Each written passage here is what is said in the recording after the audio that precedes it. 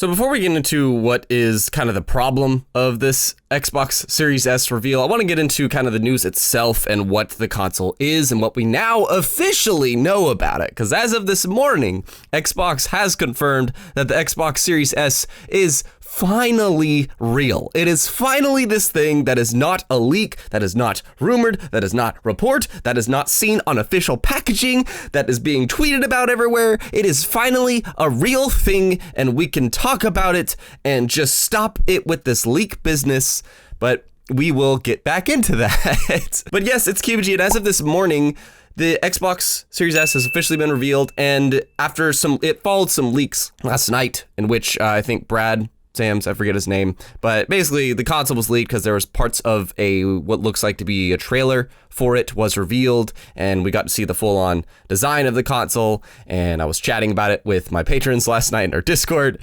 and I was a hot mess, and I woke up this morning and it's real. And here's the details though that we know are certain. Like you see this in the trailer. There's a few other things that Xbox hasn't officially said themselves, but first off, the official details is that this console can do upscaled 4K, which is not like the raw 4K that Series X is going to be able to do, which makes sense because we haven't seen a teardown, but it's rumored that this is going to have a 4 teraflop GPU, which is like a third of what the Series X has.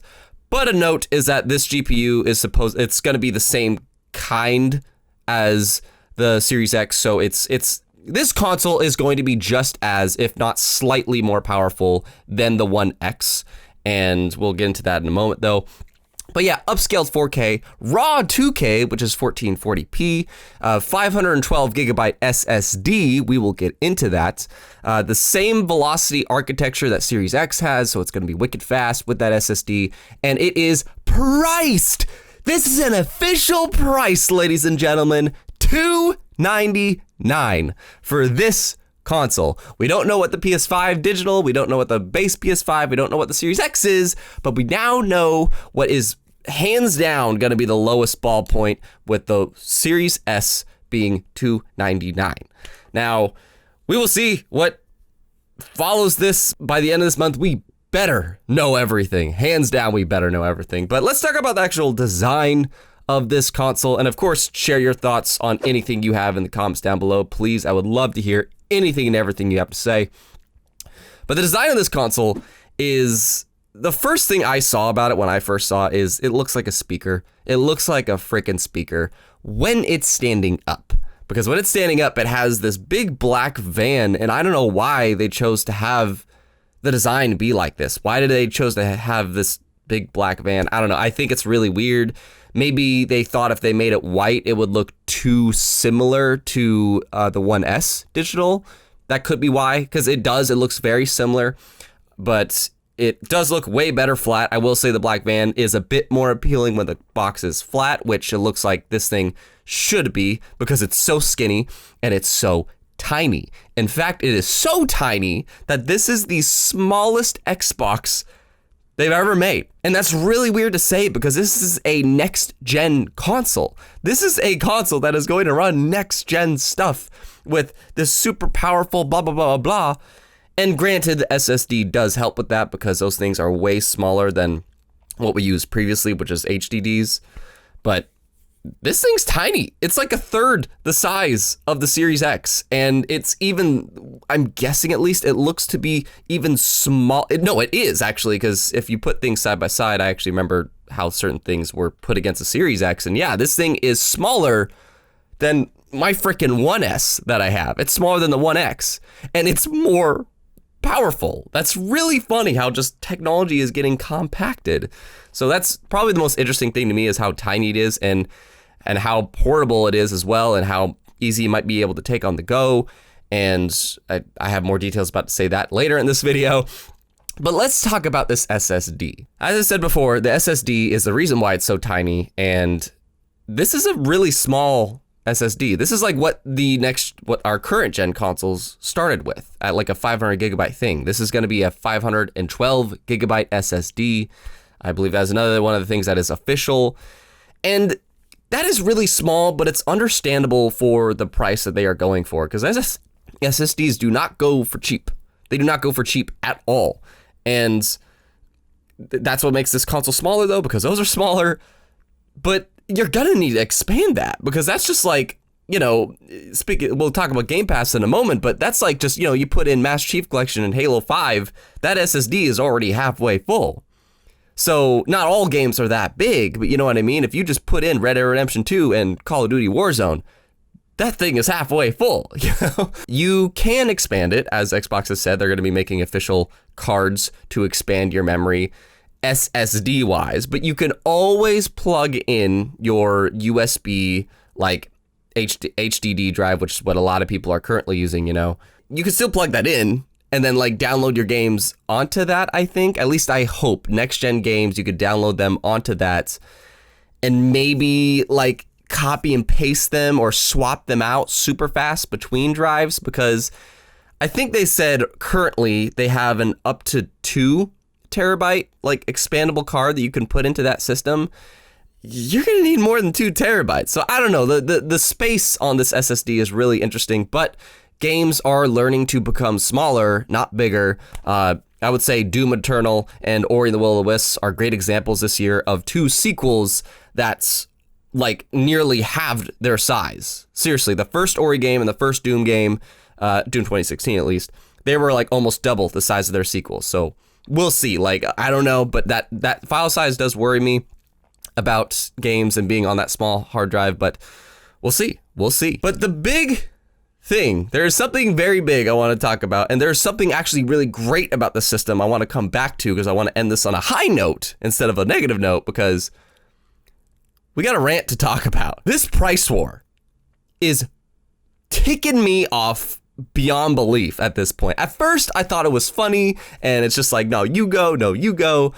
But this game of chicken that Xbox and PlayStation have been playing is resorting to people speculating like crazy to report things that, you know, are probably true, but we don't know, and these leaks, you know, and we no longer get these raw and like, oh shit announcements, even though, let's be real, Project Lockhart is like the worst kept secret Xbox has ever had in their history of like a studio platform, whatever you want to call them. But that being said, it still got leaked numerous times by even their own packaging. I didn't do a video about this, but even on Xbox Game Pass Ultimate packaging, it shows Series S on that packaging. So they intended to have this known by now, but they never showed it. And now they are being forced. They literally like their tweet is just, look, okay, let's just make this official, Series S. What kind of a reveal is that? Like, that's not a reveal. The reveal for this console has been through all these leaks, all these posts, and it's just, that's not fun. It's not just on Xbox's side, by the way. Like, I am 100% like looking at both players, both PlayStation and Xbox. Grow a pair. Get this shit over with, because it's done. I don't want to see no more leaks. I don't want to see no more speculations. I don't want to hear any more about the whole PlayStation thing with the whole like, oh, we couldn't make it for this price and the cooling system is apparently shit or whatever and blah, blah, blah, blah. Well, that hasn't actually been confirmed or whatever. Oh, but this price. Like, enough. We're done. We are 2 months out from launch. It's done. Let's just focus on the good. Let's just focus on the games coming. Let's just focus on what the consoles are. Let's just get the date and price out. Like, that's it. Let's just build it up for the next 2 months. Enough of this leak speculating bullshit. And also, like, on the Xbox side of things, they have had such a bold marketing plan for their next gen. And, you know, they've been really bold. They're taking strides to really try to reach people because they have to try. Like, 100%, PlayStation's gonna win the whole console war, even though Xbox is not trying to have a console war, because their console war is selling software. Like, that's all they care about. It's just, let's sell a lot of software, because that is where the money is made. That is 100%. If you don't know that, that is where the money is made. It's through software sales. It's not through hardware sales. Hardware is simply to get people to the software. And that's all Xbox cares about. And they have been bold with their marketing strategy, just being first everything. You know, we're going to show our stuff at the Game Awards. We're going to do this, that. We're going to talk about this and just constantly update people. They've been doing great. And that's because they're looking to compete with folks like Google and Amazon more than PlayStation. But if that's true, then why are you letting people leak your stuff out? Why are you waiting and not being bold? I get it. It's because they are ready. This clearly shows that they are playing chicken with PlayStation and are really wanting to undercut them, because that's what happened last gen. PlayStation won last gen. That was a great start for PlayStation. And even though that wouldn't secure Xbox's so-called victory, it would help them a lot to be able to undercut. So I get it. But at the same time, there's got to be a point where you just got to own what the hell you are and really show what your value is. They already do have the most powerful console. Just own that shit and have fun with it. And I'm actually on the fence, to be honest. I'm actually on the fence. Like, as much as I've been boasting, I want to get a Series X, Series X, Series X, I actually have been on the fence because PlayStation 5 is going to have VR, and I really like VR. I want VR. And it's also making me mad that Xbox doesn't have that. If they announce that they're going to have that, then done deal. But that's another reason I'm, like, on a personal level, angry about this, is because I'm on the fence. I want to know everything about these consoles so I can spend the next month or even couple days deciding, because the second they announce these things, they're going to be sold out. They're going to be sold out the second they announce them. So, but let's talk about that whole price war actually being wrapped up and whatever. I mean, it's not wrapped up. We are still going. We don't know what the PlayStation 5 price is. We don't know what the Series X price is, but we do know what is most likely going to be the low ball of $299 for the Series S. And this console is really a perfect gateway to somebody to enter the Xbox platform, because who knows, there might be some people that want to get both and they'll choose this because they don't mind upscaled 4K. They don't mind losing their disk drive. I got a lot of buddies that are just playing PC games, so they never buy games physically. They'll probably buy this because, PlayStation saving 50 or $100. Yeah, that's something. For Xbox side of things, saving $200, that's pretty appealing. Because the other rumor, by the way, I don't know if I said this, the other thing about this that they haven't confirmed is the Series X will be priced at $499, which totally makes sense. This will be the low ball. This will be the low point for people to enter the Xbox platform, and as a digital console, this will be perfect for people that get Game Pass. For people that get Game Pass, this is going to be a console that is continuously giving you content, tons of stuff to play, first day releases on the Xbox Game Studios side of things,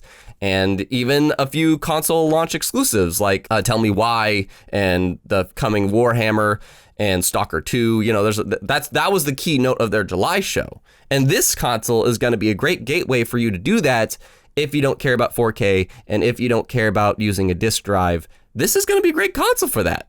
And it's $300 and as powerful, if not a little bit more than the One X, because it might have a little bit less teraflops, but those teraflops are running way better than the One X did, and the design of everything with SSD and the way more upgraded CPU as well. This console is just as good, if not better, than the One X, and it's being priced just as much and will give you access to the next gen.